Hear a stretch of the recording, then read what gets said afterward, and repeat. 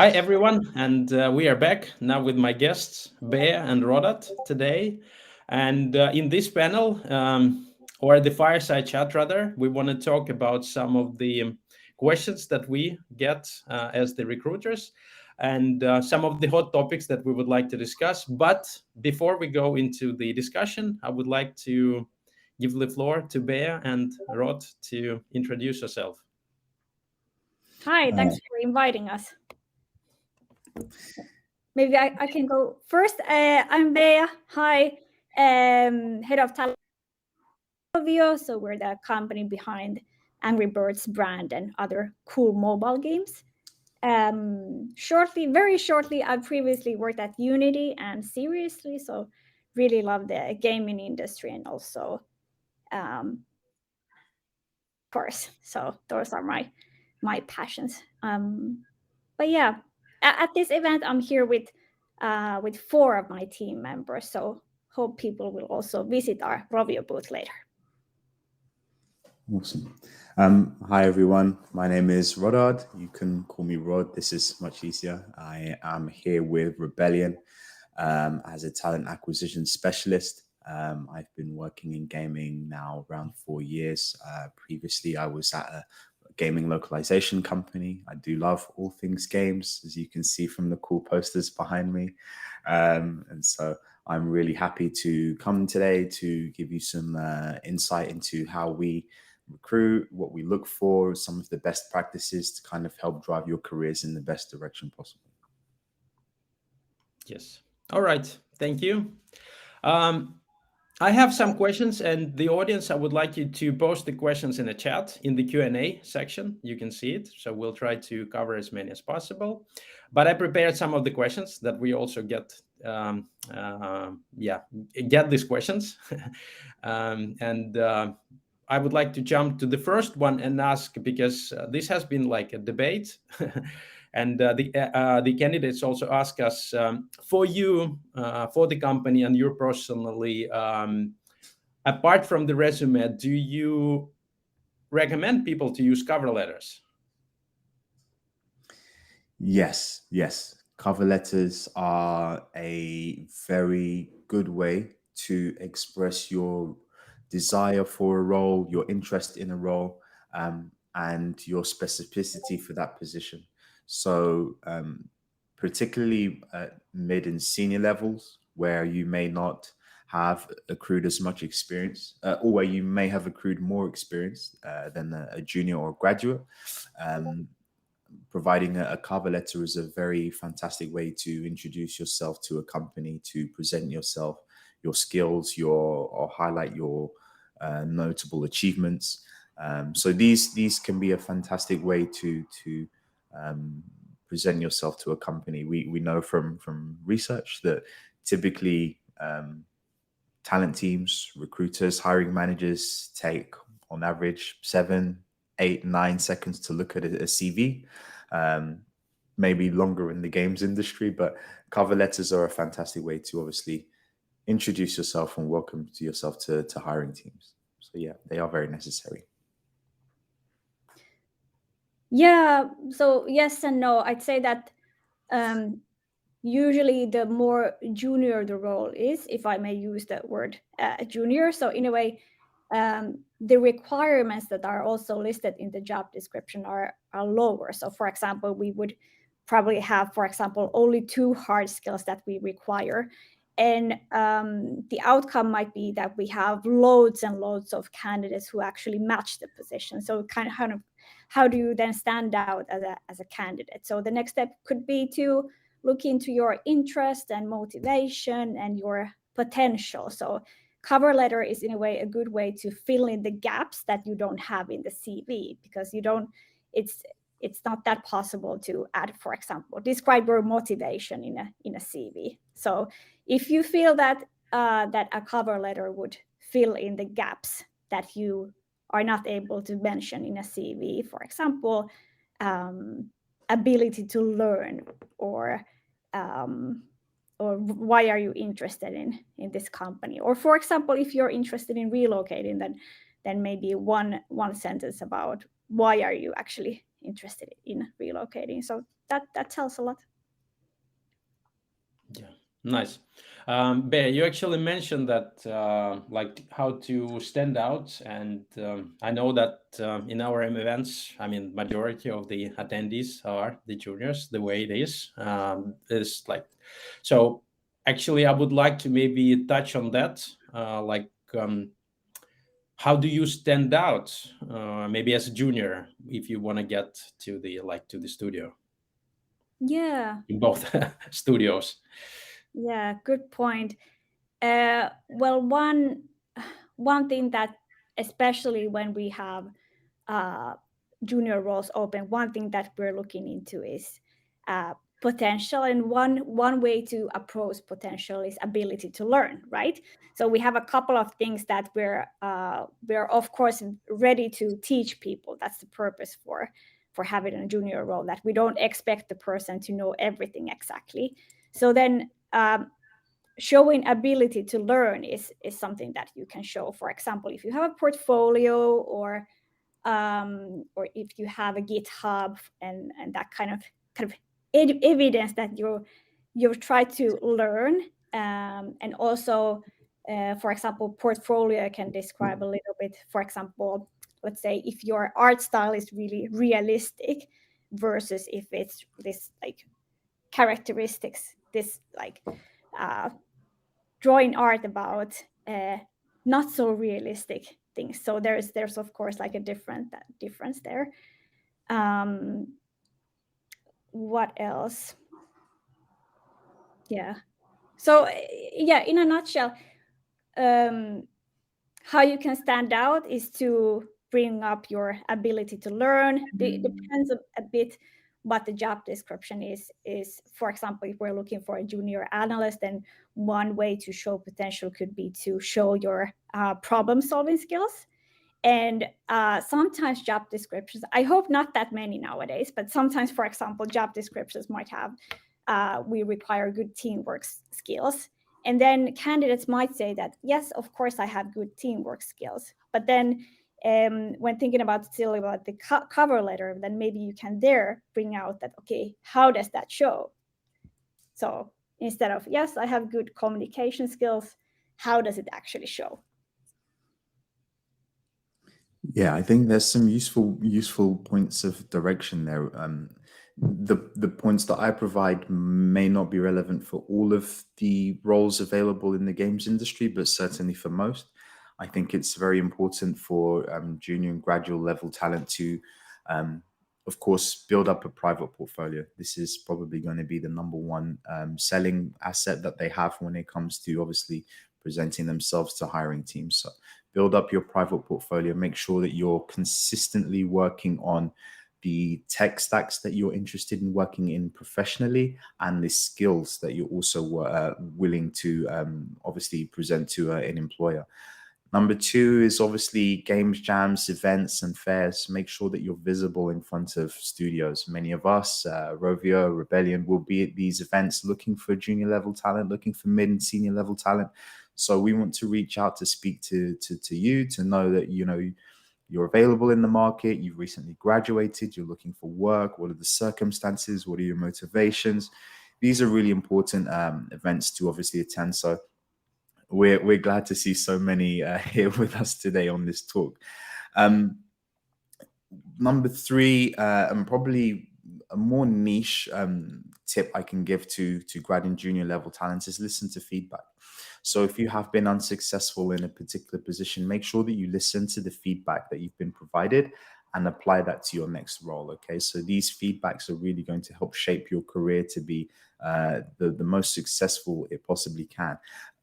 In a few small cases, I have had junior and graduate level talent unsuccessful in one of our processes connect with me on LinkedIn, and then sort of reach out to me slightly later when you know, a very similar post has opened, and we've reinvited them into you know, the process, and they've obviously been successful because they listened to feedback and also they connected with us as recruiters as well.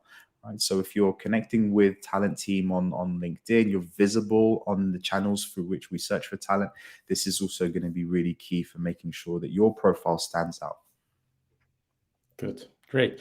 I have a next question. I see a lot of questions coming in, but let us just finish a few more. When you recruit, both for junior and more senior roles, how mandatory are the test assignments or the tasks? And how does it work typically in your companies? Yes. Test assignments will differ across different disciplines in the gaming industry. Typically, with my focus on coding and web desks, tests tend to be very mandatory and very important. There are very few ways that hiring teams have the ability to assess the competency of a candidate's skill level. And tests present us with an opportunity to do so. So they are, in most cases, very mandatory. Now, of course, this has to be used in conjunction with assessing one's experience in the gaming industry, experience in obviously the same position. But for the most part, tests are quite important for most disciplines. Of course, we'll have portfolio assessments kind of in the inverted commas consideration of tests as well. But yes. Yeah, we also use tests in pretty much all the crafts because test assignments are one of the best predictors whether the person will be successful in the role. But yeah, I think sometimes tests have a negative brand in a way. I mean, there are ways to do also good tests. For example, a good task could be, for example, a task that is simulating the upcoming job, where the person actually gets to dig in deeper into what the tasks would actually be, and they also learn something new about it, and hopefully they also get feedback after completing the assignment, which hopefully isn't too heavy. So yeah, we at least the purpose is that tests would not feel too heavy for the candidates. Rather, they would also give them something new. How long would like a typical case, or like how long would that test assignment be, or like? Yeah, again, it will depend on the discipline and the tests that we distribute. It may even depend on the level of seniority that the candidate is applying for. I think for the most part, a test of around 4 hours is not too much time to allocate for a test.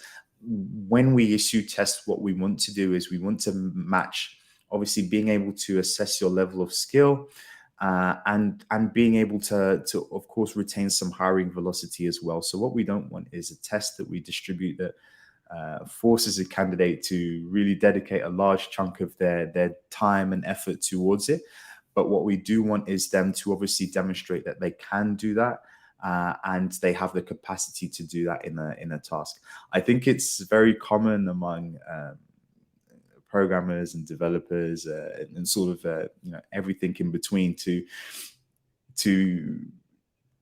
test at recruitment stage in a test that is going to be far harder than their sort of day-to-day work. Essentially, I think it's quite a common theme that we see that the testing phases in recruitment stages tend to be quite tough by comparison to their daily work. And this is just as a byproduct of really understanding that if we hire you, then you have all of the fundamentals, you're able to demonstrate that and able to obviously complete it in a timely manner as well. So I think Bayer may agree as well that not only is completing the test part of the assessment, but obviously the time in which you submit your test, the manner in which you submit your test. There are small nuances that obviously talent teams will also assess once we receive those tests. But I think in the whole, 4 hours is usually a good measure of most skills across most disciplines in gaming. Yeah, I also think that our longest assignments at the moment take about four hours to complete. But we don't always have a way to track whether they have used more hours or less. It's just a guideline that you should be able to do this within 4 hours or so, and then Yeah, usually we ask candidates to return the assignment back to us within the next week, within a week, or another option is that we ask them, like, when do you think you can return the assignment to us? Because we can be, of course, flexible if there's a family situation, for example, for the following 4 days. So yeah, we can be flexible there. Then I'd like to ask you this question: have your recruitment practices evolved, considering like the COVID, of course, and the need to hire like these more junior talents? I'll let Bea start. Yeah, well, I've been at Rovio actually for 6 months, so I don't maybe have 100% of the details, but what comes to junior talent, I think we have recruited the same amount of juniors than before, so that hasn't changed due to COVID. But what's funny probably is that it's funny to think now that almost like many of the first interviews with local candidates happened on site, and nowadays none of those happen on site. So it might be more time efficient also for all parties to have the first conversation online. Online. On site. Online, yeah. So that's really funny to think that that's how we did it in the past. Maybe what has changed is that there's more video calls. So video tools and scheduling tools have existed in the past, but companies are using those more. What has definitely changed is that companies are hiring for more remote opportunities than ever before. So there can be 100% remote job opportunities. A bit related to that, companies are nowadays using these EOR companies, so kind of employer of record companies. So what that means is, for example, if Rovio doesn't have a legal entity in what should I say, in Brazil, then we could use this kind of employer of records company to hire a person in Brazil. Technically, that person wouldn't be our employee, but it's kind of like semi-freelancing or something similar. So kind of having remote opportunities in a way that the person wouldn't exactly be Rovio's employee, but close enough. Yeah, the video calls is obviously the main change that we've seen in the recruitment scene post-COVID. It is, as a byproduct, made the industry for graduates and juniors a lot more competitive, because now we have the capacity to hire in a much bigger catchment area. So where formerly we may have invited people on site to interview, now we can interview them online. And this opens up the field for interviews to be conducted sort of nationally, perhaps even internationally, dependent on the role and obviously requirement for that specific skill set. So it is a much more competitive industry at all levels for all candidates in this market. Secondly, the channels through which we now recruit for have changed. Okay, so post-COVID, now people are able to present their skills on GitHub, on your Facebooks, on Twitters, on various social media channels. And I think good recruitment teams should be exploiting as many of these different channels as possible to be able to find talent all around the market. Of course, LinkedIn, for the most part, is going to be the best place to present yourself, but we're finding that, talent can pop up anywhere, good talent. So those are probably the most primary changes that we've seen post-COVID. It is a highly competitive industry. Sort of talent should be doing the best to try to stand out and make their profile as visible as possible. My next question will be like, we've seen also games education becoming more and more popular. There's more opportunities, and I'm interested to know how do you feel the games like education help the people to get started, and when you are looking at the candidates, does it affect your like decision? Yes. First and foremost, I have to stress that at least in the desks that I look after, skill and competency are probably the main main drivers of successful recruitment in candidates, right? So you have to be able to perform the skills and demonstrate that you're competent. As far as games education goes, I think what I observe is that standard sort of university education will probably give you a very broad understanding of a lot of the mechanics within the gaming industry, right?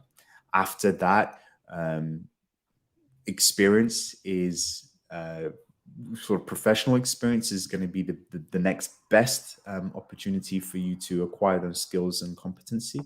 And then perhaps another tier after that is going to be attending some sort of boot camp or some sort of e-learning course where you again practice and refine those skills as well. There are a shortage of a number of skills in the UK, and programming is one of them. And I think that's as a result of the diversity of the kind of skills required in programming. Right. So obviously programming skills can be applied in many different languages, engines, to create many different kinds of products. So when you complete a degree, for example, it is quite tough to then sort of take that degree and plonk you into a studio that's working on a very specific type of project or a very specific type of game. So there are pluses and minuses, but definitely standard education is what I believe not going to be specifically enough. After your standard education, it is really important to then partake in sort of extracurricular studies and projects to be able to really bolster your profile. Yeah, completely agree. I think the games education gives you a good general understanding and about game design or create like game development fundamentals. It's not a must to have a games education. Like many of our current employees don't really have games education. But then what they might have is that they probably, it's possible that they join game jams or they have joined game jams during their career. They have proactively built games with their friends or something else. So yeah, but I mean, games education is successful, and personally, I'm super happy how many possibilities people nowadays have, how many different crafts are being taught to people. So, for example, compared to 20 years ago, where games education wasn't that common. But yeah, I guess it's the same for the tech industry and games industry, that both industries are evolving so fast. So there might be some so when I think about, for example, Rovio's situation, what games education teaches, for example, and there's quite many game artists on the market. But then again, there are some crafts that didn't exist before, like game economy, or let's say data-driven crafts that games education is not maybe teaching enough. So something that we aim to do is to create more collaboration and cooperation opportunities with universities, so that we can also bring up these topics and what kind of talent is the games industry looking for now and also in the future. I'll ask one last question and then we can go to the questions, because I see quite many coming in, very interesting ones. What are some of the biggest challenges in recruitment that you have faced in your region, and how you managed to overcome them, or how you are planning to overcome them? Yeah, I think once again the competitive nature of the games industry is probably going to be the primary sort of complexity that we face. Particularly at mid and senior levels, the studios are very keen to hold on to their talent, and rightly so, because they obviously want to produce great games like Rebellion do, like Rovio do. So that is going to be obviously the primary complication that we face in the industry as well. Maybe as well, I think there is some room to really refresh some of the recruitment processes, and this is something that we're always looking to do to make these processes quicker, faster, more effective, more efficient, more accurate, and that is something that we are looking into on our side to try to make sure that when we have candidates apply to the position, that they are given a fair assessment and that they are given a just and speedy assessment as well. So that's usually one of the other sort of issues that we face in kind of the industry as a whole. I think my observation is that many game studios work quite well and quite effectively at kind of recruiting, but of course marrying your interests, so the interests of your studio with the interests of the market is probably going to be the sort of third and final issue that we face as talent teams. So making sure that people that we bring into the company are passionate about what we produce and the kind of games that we make and the way in which we work. So culture fit is definitely going to be sort of in that list of kind of things that talent teams really need to address. Yeah, there are some positions are easier to fill, some are much harder to fill, but I think there's always a way around them. One of our latest solutions was that we opened an office in Barcelona. So we started hiring in Barcelona in November, and then since Monday, we've actually had our physical office. So now it's there in a good location in Barcelona. But yeah, I mean, how we can tackle all those challenges is to look in the recruitment process, look into the job description. Should we lower down the requirements? Should we consider hiring someone internally for the position? Should we explore the talent market more? I mean, from where do we actually find the people? Many things we can do. We just need to figure out what is the best way forward. Actually, this is an interesting question. What are the top 3 tips for applicants coming from another discipline? I assume that wants to join the games industry. Ooh. Top 3. I think it will be very similar to any applicant applying from the same discipline or from another company. Number 1 is make sure that you have a clear demonstration of your skills.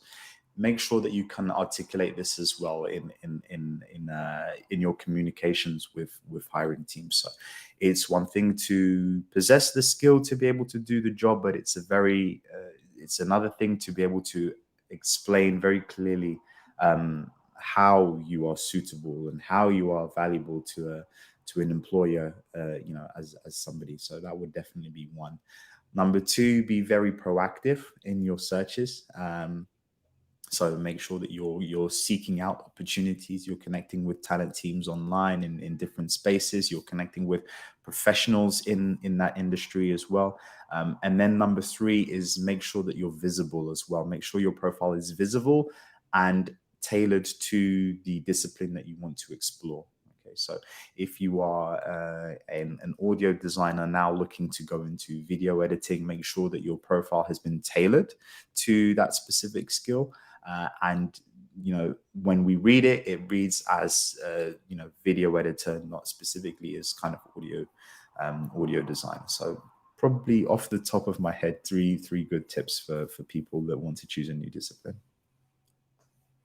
Yeah, to be mindful of time, I'll just give 1 extra tip, not included in those 3, but let's say if a person is interested in becoming a junior game designer or something else, 1 tip is to go through, for example, all junior game designer job descriptions in LinkedIn or somewhere else, and then see that what kind of requirements do companies actually have for that specific. Might require different things, and then see how can you learn the stuff that you don't have at the moment. So like, how do you show that, okay, you have at least tried to learn some of the parts that you don't necessarily have that much experience in the past. Thank you, Rod. Thank you, Bea. I'll ask you to maybe dedicate a little bit of time and answer the questions. But Yeah. hey, thank you, everyone. Thank you very much. Thank you. Thank you.